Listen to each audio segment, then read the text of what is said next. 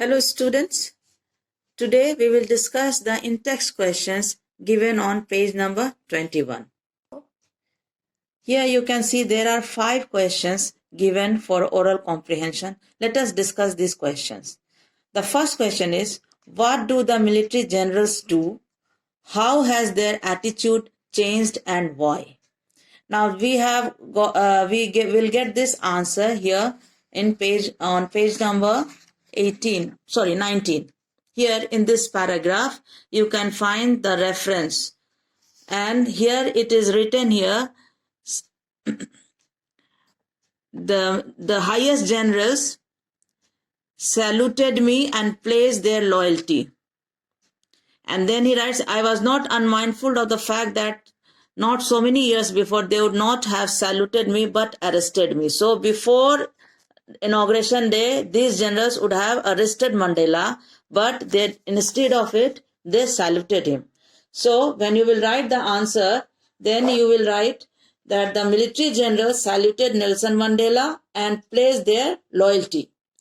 It was only sometime before, when South Africa was under the system of apartheid, that they would not have saluted but would have arrested Mandela. Now there was a change in their attitude. Today they were saluting Mandela. Why? Because the apartheid system had been abolished in South Africa. Now it was a democratic country. Democracy had restored and a non-racial government had taken over, and Mandela was the president of the first non-white president of South Africa. That is why they saluted him. The second question, why were 2 national anthems sung? Now, the 2 national anthems here, page number 19, here you can see the whites and the blacks, they sang their own national anthems. There was one national anthem for the whites, Nkosi Sikelel' iAfrika, and the blacks, they sung Die Stem.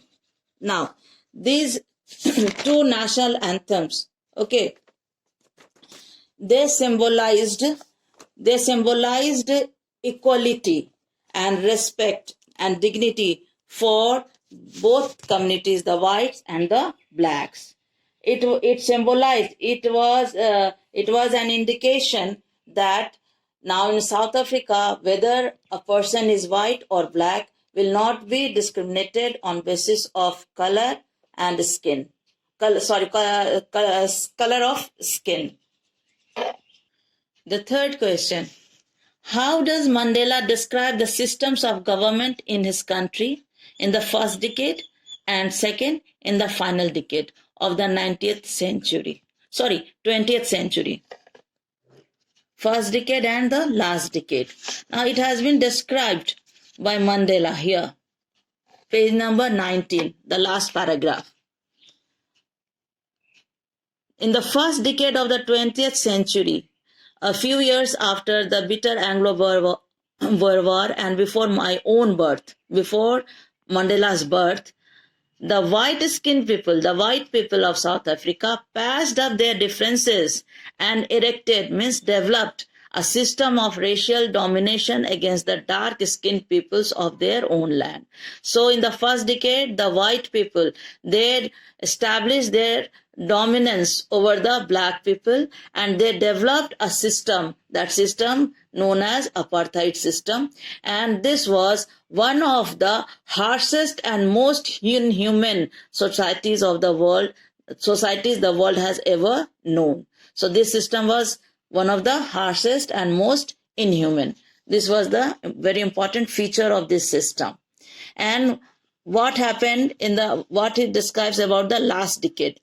In the last decade of the 20th century, okay, that system, and my own 8th decade as a man, that system had been overturned, means that system has come to an end. It has been abolished forever and replaced by one that recognizes the rights and freedoms of all people. So the old system of apartheid has come to an end, and it has been replaced by a new system, that is the democratic system that recognizes the rights and freedoms of all people. Every citizen of South Africa will enjoy equality and liberty. Now we come to the fourth question. What does courage mean to Mandela? Now page number 21. In this paragraph, I learned that courage was not the absence of fear, but the triumph over it. The brave man is not he who does not feel afraid, but he who conquers that fear. So, according to Mandela, courage was not the absence of fear, but the triumph over it. The brave man is not he who does not feel afraid, but he who conquers that fear. So, it is clearly given here in this page, in this paragraph. So, you will write this answer. Now we come to the last question. Question number 5. What does he think is natural, to love or to hate? The last question. Which does he think is natural, to love or to hate? Now, here he writes, people must learn to hate, and if they can learn to hate, they can be taught to love. For love comes more naturally to the human heart than its opposite.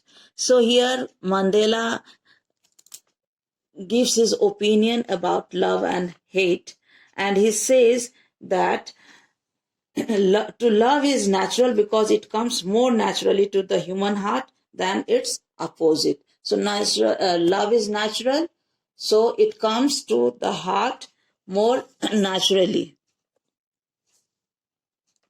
So these are the answers of these 5 questions. Students, all of you will do it in your fair copy. Thank you.